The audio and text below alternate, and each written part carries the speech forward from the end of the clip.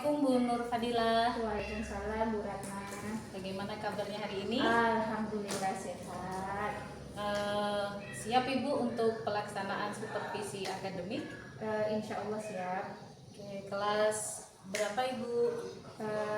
Saya mengajar di kelas 6A. Oke, kemudian kalau boleh saya tahu materi apa yang nanti akan Ibu ajarkan? Hari ini saya akan mengajarkan pendidikan Pancasila. Materinya itu tentang norma yang ada di lingkungan masyarakat. Kalau boleh saya tahu Ibu, apa tujuan pembelajaran yang nanti Ibu akan sampaikan atau berikan kepada peserta didik? Nah, tujuan pembelajaran yang saya akan sampaikan hari ini itu ada dua. Yang pertama, saya akan menayangkan video, kemudian peserta didik itu menganalisis pengertian-pengertian, jenis-jenis dan fungsi norma. Kemudian yang kedua itu saya akan melakukan pemberian LKPD yang berupa anak-anak penyelesaiannya dengan cara diskusi kelompok.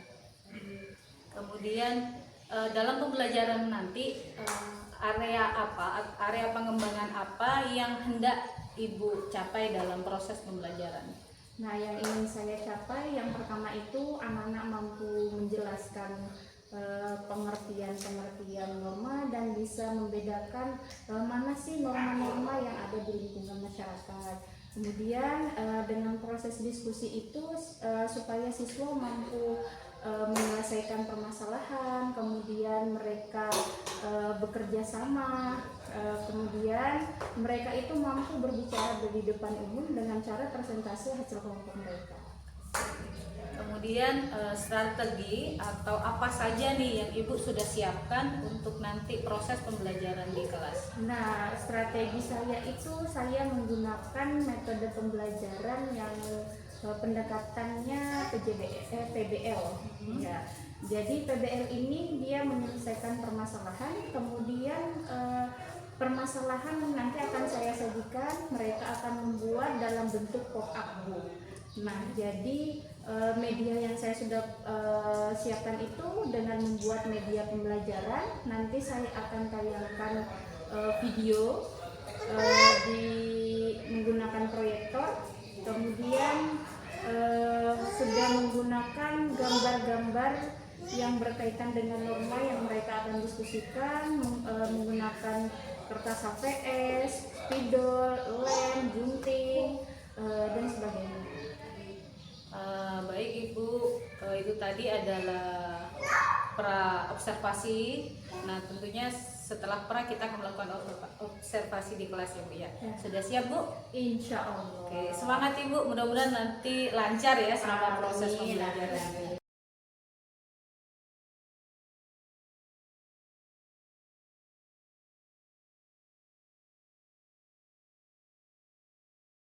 Bismillahirrahmanirrahim. Assalamualaikum warahmatullahi wabarakatuh. Waalaikumsalam warahmatullahi wabarakatuh. Apa kabar hari ini? Baik, alhamdulillah, sehat walafiat, penuh semangat.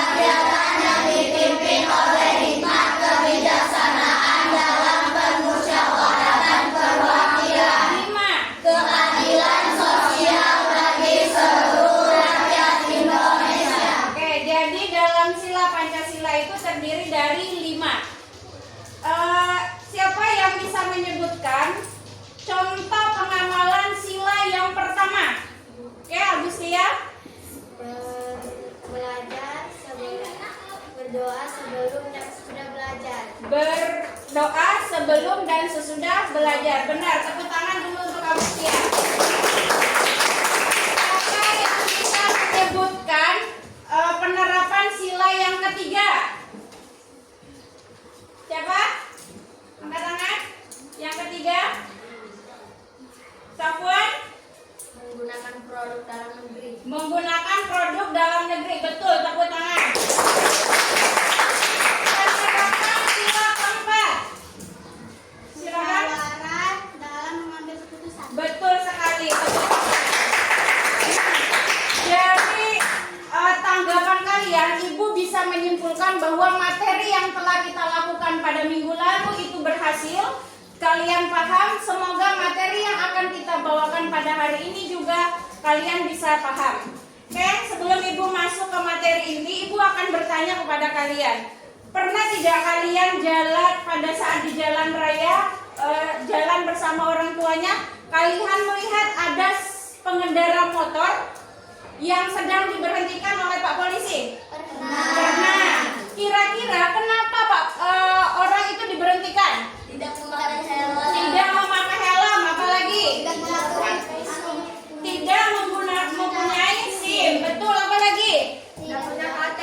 Tidak punya KT, apalagi? Tidak punya spion. Tidak punya spion. Jadi banyak hal yang membuat pengendara tersebut diberhentikan oleh Pak Polisi. Kira-kira kalau kalian yang sedang berada di jalan tersebut kemudian tidak menggunakan helm, kaca spion, kemudian tidak punya SIM, kira-kira kalian diberhentikan juga atau tidak? Diberhentikan. Karena hukum kita di mata hukum itu semuanya sama. Menurut kalian penting tidak aturan berlalu lintas itu? Penting. Kenapa penting? Menjaga keselamatan. Oke. Nah, sebelum Ibu masuk ke materi inti, Ibu akan menampilkan tujuan pembelajaran yang akan kita capai pada kesempatan hari ini. Jadi ada dua tujuan pembelajaran yang akan kita capai pada hari ini. Yang pertama, melalui video yang ditayangkan guru, peserta didik mampu menjelaskan tentang definisi, fungsi, dan jenis-jenis norma yang ada di lingkungan masyarakat. Yang kedua, melalui diskusi kelompok, peserta didik mampu mengklasifikasikan gambar norma-norma yang berlaku di lingkungan masyarakat dengan membuat yang namanya top up.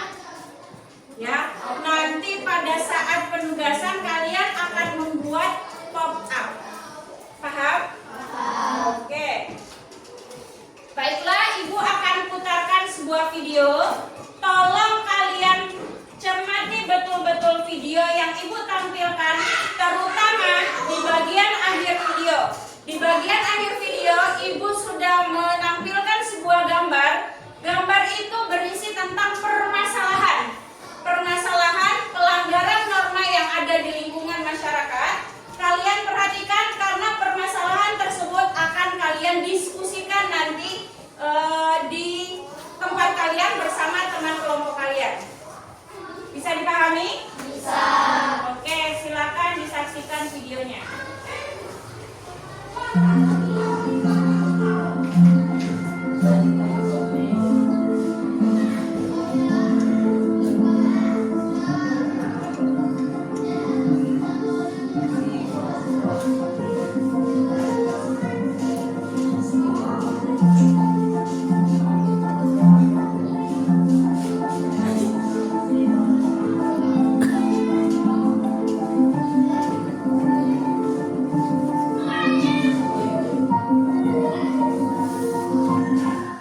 Mungkin kamu sudah tidak asing dengan istilah yang disebut norma. Namun, apakah kamu sudah tahu apa itu norma? Nah, kali ini Great Kids bakal membahas tentang apa itu norma, mulai dari pengertian, jenis-jenis, dan fungsinya. Secara sederhana, norma adalah kaidah atau aturan tidak tertulis yang berisi perintah, larangan, dan sanksi. Norma berlaku untuk manusia dan biasanya berlaku di dalam lingkungan masyarakat kids. Oh iya, Meski merupakan peraturan tidak tertulis, masyarakat secara sadar mematuhi norma-norma yang berlaku. Pengertian norma. Menurut Kamus Besar Bahasa Indonesia atau KBBI, norma adalah aturan atau ketentuan yang mengikat warga kelompok dalam masyarakat. Norma dipakai sebagai panduan, tatanan, dan pengendalian tingkah laku yang sesuai dan berterima. Jenis norma. Di dalam masyarakat ada beberapa jenis norma yang diantaranya adalah sebagai berikut. 1. Norma agama. Norma agama merupakan pedoman hidup manusia bersumber dari Tuhan Yang Maha Esa. Norma agama terdiri dari perintah, ajaran, dan larangan. Perintah adalah perbuatan yang harus dilakukan, larangan adalah perbuatan yang tidak boleh dilakukan, sedangkan sanksi adalah konsekuensi atau hukuman yang diberikan kepada seseorang yang melanggar peraturan. Sanksi norma agama adalah dosa yang balasannya akan diterima di akhirat nanti. 2. Norma kesusilaan. Norma kesusilaan adalah peraturan tidak tertulis yang bersumber dari hati nurani manusia. Norma ini mendorong manusia untuk senantiasa berbuat kebaikan dan mencegah berbuat keburukan. Sanksi jika melanggar norma kesusilaan bisa berupa penyesalan atau dicemooh dan dikucilkan oleh masyarakat. 3. Norma kesopanan. Norma kesopanan bersumber dari pergaulan manusia yang didasarkan atas hal-hal seperti kebiasaan, kepatutan, dan kepantasan yang berlaku dalam masyarakat. Sanksi dari norma ini umumnya berupa celaan atau ejekan dari orang lain yang bisa menimbulkan rasa malu pada pelanggarnya. 4. Norma hukum. Norma hukum merupakan pelengkap atas norma-norma lainnya. Norma hukum bersumber dari negara atau pemerintah yang termuat dalam undang-undang. Norma ini bersifat memaksa dan memiliki sanksi tegas yang nyata. Sanksi tersebut memaksa dan mengikat kids. Contohnya antara lain berupa hukuman penjara atau denda. Fungsi norma. Norma memiliki peran penting di lingkungan masyarakat kids. Soalnya, kalau tidak ada norma, maka bisa terjadi kekacauan, keributan, atau kerusuhan. Nah, berikut ini fungsi norma. 1. Menciptakan kehidupan di masyarakat menjadi aman dan tertib. 2. Mencegah terjadinya benturan kepentingan di antara anggota masyarakat. 3. Menjadi pedoman bagi setiap individu dalam menjalani kehidupan bermasyarakat. 4. Mengatur tingkah laku masyarakat agar sesuai dengan nilai yang berlaku. 5. Membantu mencapai tujuan bersama masyarakat. Nah, kids, itu dia pengertian dan fungsi norma. Sekarang sudah semakin tahu ya. Perhatikan permasalahan atau pelanggaran yang sering terjadi di lingkungan masyarakat.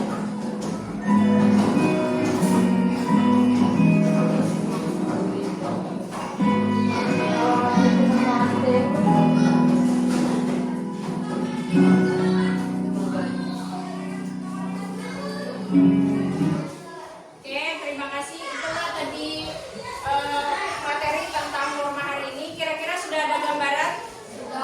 Ada berapa norma tadi? 4. Ada 4. Oke. Minggu lalu kita sudah membentuk sebuah kelompok. Apakah kalian sudah duduk bersama teman kelompoknya? Sudah. Minggu lalu kita sudah membentuk kelompok, tapi belum memilih nama. Nah, pada kesempatan ini kita akan memilih nama kelompok kita. Ibu sudah menyediakan 3 nama kelompok yang ada kaitannya dengan pembelajaran kita hari ini, yaitu pendidikan Pancasila. Untuk kelompok 1 yang mana? Kelompok 1. Kelompok 2? Kelompok 3? Oke. Untuk kelompok 1 Ibu minta tolong ketua kelompoknya siapa? Rahman, silakan maju untuk pilih kelompoknya, nama kelompoknya.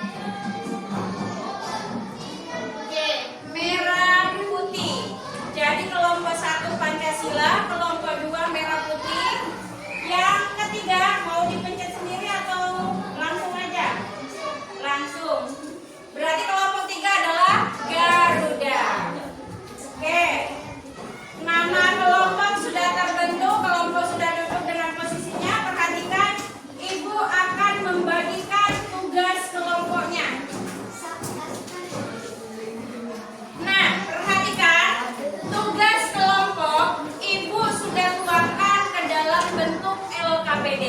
Apa itu LKPD? Lembar Kerja Peserta Didik. Di sini sudah ada soal yang kalian akan diskusikan dengan teman kelompoknya. Kemudian ada cara pembuatan pop-up. Ya, nanti kalian baca, pahami betul-betul. Apabila ada yang tidak dipahami, boleh ditanyakan. Ini Ibu sudah menyiapkan gambar yang akan kalian gunting.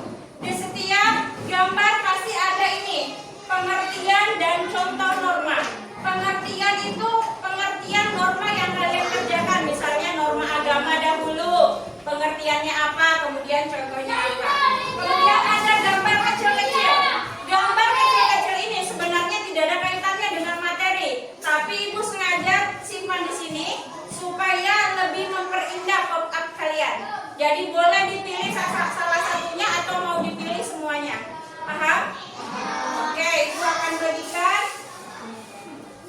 Tolong disiapkan guntingnya.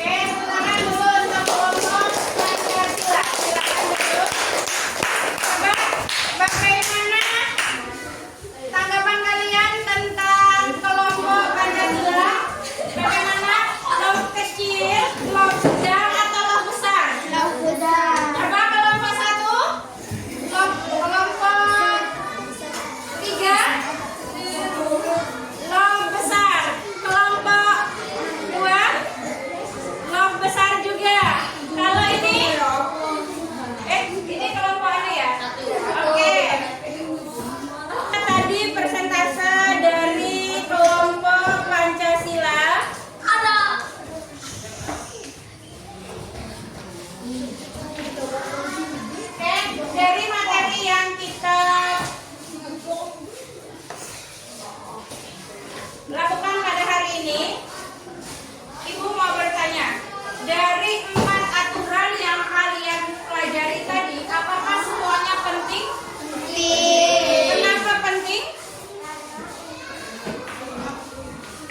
Apa? Karena keselamatan, boleh apa lagi? Dengan adanya aturan, maka kehidupan menjadi baik, apalagi tentram dan tidak terjadi permasalahan di mana-mana. Oke, jadi kesimpulan yang dapat kita ambil dari materi yang tadi, bahwa kita ini sebagai masyarakat, kita adalah makhluk sosial yang tidak bisa hidup sendiri. Jadi ketika kita di lingkungan masyarakat, kita bertemu dengan orang yang berbeda-beda. Dengan orang yang berbeda-beda berarti cara berpikir, keinginan itu semuanya berbeda-beda. Karena berbeda-beda itu maka sering terjadi pertentangan atau konflik atau masalah yang ada di lingkungan masyarakat. Maka dengan supaya pertentangan itu tidak terjadi, maka perlu adanya aturan. Aturan yang kita sebut itu bisa disebut dengan apa? Norma. Norma itu sangat penting kita pahami sebagai kita makhluk sosial. Oke? Bagaimana perasaannya setelah pelajaran hari ini? Senang? Apakah materi yang kita kerjakan tadi tentang pop-up menarik? Bisa dilakukan pada pelajaran selanjutnya atau tidak? Bisa. Oke. Pelajaran selanjutnya adalah pelajaran tentang hak dan kewajiban, ya. Jadi materi yang akan kita bahas pada yang akan datang adalah materi tentang kewajiban. Baik, sebelum kita mengakhiri pembelajaran kita pada kesempatan hari ini, tadi kita memulai dengan doa, maka kita akhiri dengan doa. Doa hari ini kita baca surah An-Nas. Kepada ketua kelasnya. Siap.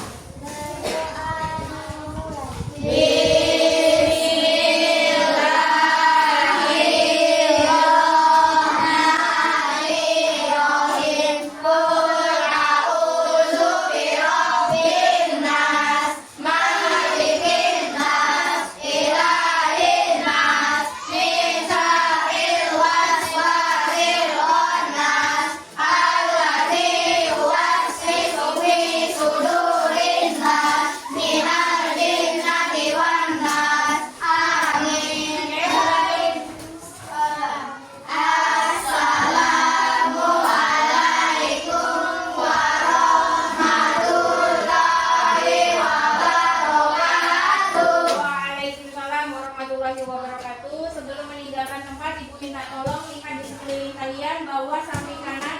Silakan sampah yang ada di sekeliling kalian tolong dibersihkan.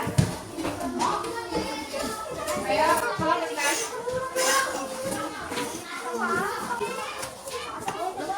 Ya. Mereka sekalinya tolong bersihkan dulu.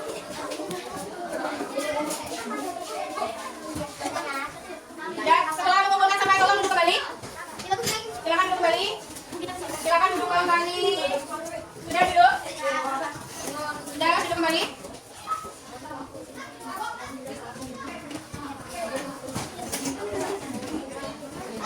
Ya, sudah selesai. Sudah selesai. Coba perhatikan. Ibu ada satu kata untuk kalian. Kunci kesuksesan adalah usaha. Segala sesuatu yang akan kita capai, maka kunci utamanya adalah usaha. Oke, terima kasih untuk hari ini. Kalian hebat, luar biasa. Tepuk tangan dulu untuk kita semuanya. Ibu akhiri dengan ucapan wassalamualaikum warahmatullahi wabarakatuh. Waalaikumsalam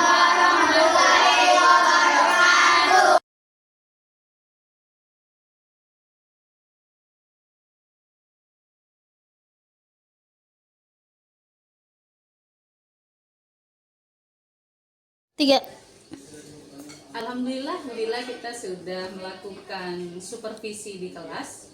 Gimana Bu rasanya? Alhamdulillah, perasaannya sebelum coaching tadi saya merasa deg-degan, takut apabila ada kesalahan, terutama apabila ada sintaks saya yang terkurang atau waktunya yang tidak cukup dan kondisian anak-anak dalam proses pembelajaran. Jadi sekarang sudah plong nih. Alhamdulillah. Baik, ketika proses pembelajaran ya Bu, ya, dari awal sampai kemudian akhir, menurut Bu Nur Fadilah, apa yang terjadi atau mungkin kejadian apa yang menurut Ibu tidak tepat selama proses pembelajaran tadi? Kalau masalah penyampaian materi dalam pembelajaran alhamdulillah itu terlaksanakan dengan baik, tapi permasalahannya itu dalam manajemen waktu tadi, utamanya dalam pengerjaan kelompok. Karena saya perhatikan minggu lalu sudah saya minta untuk anak-anak membawa alat dan bahan untuk praktek, ternyata ada beberapa anak yang tidak membawa alat tersebut, sehingga dalam proses diskusi tadi banyak anak yang kurang aktif dalam mengerjakan tugasnya tadi.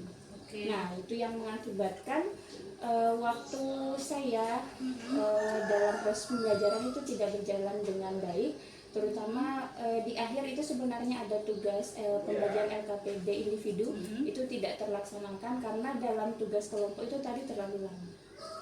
Jadi selama proses pembelajaran tadi tidak terbaginya LKPD karena tugas diskusinya yang terlalu lama dikerjakan oleh anak-anak. Baik Ibu. Nah, ketika melihat hal ini, apa rencananya Bu Nur Fadilah tindak lanjut selanjutnya ketika mendapati hal yang seperti ini? Mungkin saya lebih mencari model atau teknik pembelajaran yang yang bisa melibatkan semua peserta didik. Contohnya dalam pembelajaran selanjutnya saya mencari tugas yang bisa dikerjakan secara individu, atau dalam pembuatan karya kelompok saya harus memastikan apakah anak-anak itu sudah membawa atau menyiapkan media alat yang mau digunakan dalam proses pengerjaan karya. Jadi Bu cek dulu ya kesiapannya, apakah sudah tersedia, apakah anak-anak membawa atau tidak kelengkapan dalam proses pembelajaran. Betul. Baik Ibu, kira-kira nih setelah melihat itu, apakah Bu Nur Fadilah terencana atau memiliki rencana untuk mengembangkan lagi dalam proses pembelajaran? Ya, karena saya melihat ketika melakukan metode pembelajaran yang tadi, pembuatan karya, anak-anak itu lebih bersemangat, dan apalagi karya yang baru, anak itu merasa ingin tahu seperti apa pembelajaran dalam bentuk karya tadi. Mungkin saya akan lebih mencari model-model yang lebih bervariatif ke depannya. Jadi tidak satu model itu saja ya. Kemudian dari Ibu menyiapkan model, kemudian menyiapkan media, kemudian bervariasi dalam menyampaikan pembelajaran. Sebenarnya tujuannya yang ingin dicapai oleh Bu Nur Fadilah itu apa? Yang ingin dicapai itu saya mau dalam proses pembelajaran yang saya lakukan, anak itu tidak hanya tidak diam, mereka tuh semuanya aktif dalam proses pembelajaran yang saya lakukan, dan ketika ada pengerjaan tugas mereka tuh aktif dan bisa bertanggung jawab dengan apa yang mereka kerjakan sendiri tanpa mereka itu tergantung sama teman-temannya yang lain yang pintar seperti itu. Jadi ketika melihat itu, Ibu pengen, ini tugasnya kayak individu gitu ya, atau sendiri. Baik. Kalau ukuran keberhasilan yang Ibu lihat itu seperti apa? Keberhasilan yang saya mau itu, saya merasa pembelajaran saya berhasil apabila semua anak dalam proses pembelajaran saya semuanya aktif dan bertanggung jawab. Dalam mencapai keberhasilan Bu Nur Fadilah dalam mengembangkan proses pembelajaran tadi, kira-kira perlu dukungan atau pendukung apa nih yang Ibu perlukan? Mungkin pendukungnya itu menyiapkan media pembelajarannya secara konkret atau nyata yang bisa ditampilkan langsung di depan mereka. Jadi bukan gambaran Bukan aja, tapi gambaran, bentuk bentuk konkretnya. konkretnya langsung. Baik, rencananya sudah, aktivitas mau pengembangannya sudah bagus, kemudian tujuannya yang ingin dicapai tentunya sudah bagus, ukuran keberhasilannya sudah kita tentukan, pendukung apa saja yang kita perlukan kita sudah. Kira-kira nih Bu Nur Fadila mulai kapan nih ingin melaksanakan rencana pengembangannya Bu Nur Fadila tadi? Kalau keinginan saya di mudah-mudahan minggu depan ketika ketemu materi pembelajaran atau pembelajaran apapun itu, saya akan melakukan hal yang ingin saya rencanakan tadi. Oke, mudah-mudahan terlaksana ya Bu ya. Oke, ini catatan selama mengikuti atau mensupervisi Ibu selama proses pembelajaran yang dari saya ya Bu ya. Satu, tentunya Ibu sudah menyampaikan tujuan pembelajaran dengan jelas, kemudian sintaknya tidak ada yang terlewatin, kemudian langkah-langkah pembelajaran dengan modul pembelajaran itu sesuai, kemudian pendekatan yang dipakai Ibu dalam proses pembelajaran itu sangat terlihat, yaitu cooperative learning-nya, kemudian menjadikan murid sebagai student center gitu ya Bu ya, bukan teacher center. Kemudian penyampaiannya juga sesuai dengan KSI, Ibu membimbing peserta didik, kemudian mengarahkan. Memang ada satu yang tidak terlaksana, yaitu tentang pembagian LKPD individu. Terima kasih Bu Nur Fadila sudah bersedia untuk saya supervisi pembelajarannya. Mudah-mudahan kita bisa lebih lagi untuk mengembangkan dan berpihak kepada murid. Terima kasih Bu. Sama-sama. Assalamualaikum warahmatullahi wabarakatuh.